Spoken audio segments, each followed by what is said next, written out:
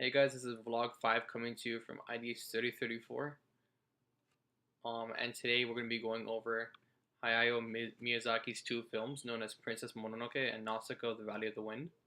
A lot of them share the same common elements because it's created by the same person, and he shares a couple of ideals which you can see in both films.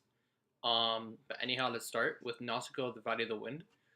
It could be referenced as a post-apocalyptic world that's set 1,000 years after the Seven Days of Fire, which devastated humanity. Now, I have different ways to think about this. First, we can think about it in terms of 7 days of creation in this taught in Catholicism, which is in 7 days God created the earth and life came after, life came through creation, and that's how the world was brought up. And you can think about it as it was a 7 days of creation, and then humanity was humanity was born again. Or you can think about it as there's a parallel in this specific film where it's nature versus man. Maybe you could think about it as the seven deadly sins, as in man is abusing nature, and through that the world was destroyed. However, there's a rebirth of the world. It's just really interesting. The different ways you could think about it, and how like the 7 days of fire correlates to different forms of myth and ritual. Besides that, there's a very heavy emphasis of man versus nature. It's heavily present within the film. You know, giant insects attacking humans, the nature being against humans because they're consuming it. Um, the humans destroy nature. Now nature's trying to destroy them. You can see it like as a kind of war, and you can see specifically here Nausicaa is very different from mankind, which is the ones that just don't take care of nature. She's caring yet fierce, and this is actually really important because Miyazaki, as a writer, believes that believes in feminism, believes that feminism is a very strong portion of a lot of the films he makes. So you can see that Miyazaki presents Nausicaa as a strong female protagonist, which aligns with his views of a strong sense of feminism and somewhat of nonviolence because Nausicaa only uses non you only uses violence when she has to. Um, he's also see the goal of Nausicaa in this case is trying to join nature and man back together once more.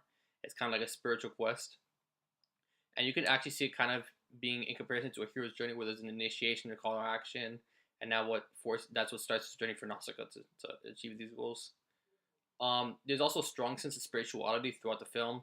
Everything is said to have a spirit. When you die, the spirit comes, like your spirit comes back to the nature, and there's also specifically animism that's seen throughout the film, as well as personification of nature and animals, and nature's a form of purification, as seen when they're swallowed into quicksand, and that the nature's actually healing the topsoil. You can see like nature cures itself.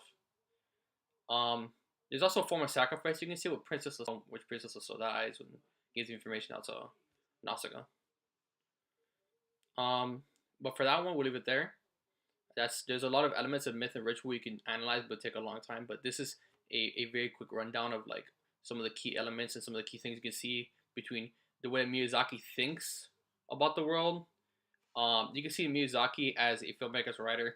He focuses on a couple of things. It's the environment and the purpose of the environment and the clash between man and the environment. Feminism as a form of the strong female protagonist being with, within the films, and so on. And now going to Princess Mononoke. Uh, Obviously, it's Ashika set to end the corruption in his cursed arm. After he fought a demon, he has a cursed arm, and it's going to eventually kill him. In order to find that, he has to be unclouded by hate. In order to find a cure, there's a strong sense of good versus evil there. Groups classified by animals, a strong connection to nature again, in which everything's connected to the environment. Nature and man are one, or nature and man are trying to be one. But there's a clash. And obviously, it's another man versus nature film, heavily emphasizes the struggle between preserving nature and halting negligence, which also signifies a struggle between peace between humanity and the rest of the world. There's also in this film a sense of appeasement of the gods, as in you have demons fighting, as like heaven and hell, God versus demons. There's a lot of different mythical elements to that. You have a large emphasis on spirituality, obviously. In this specific, you could also see a voice of reason as the oracle, set to present fate. Um, this film also supports another step of nonviolence, in which the only time that violence is used is as a last resort. And plus, there's also strong female protagonist within the film, as I stated. Gods versus demons are very important.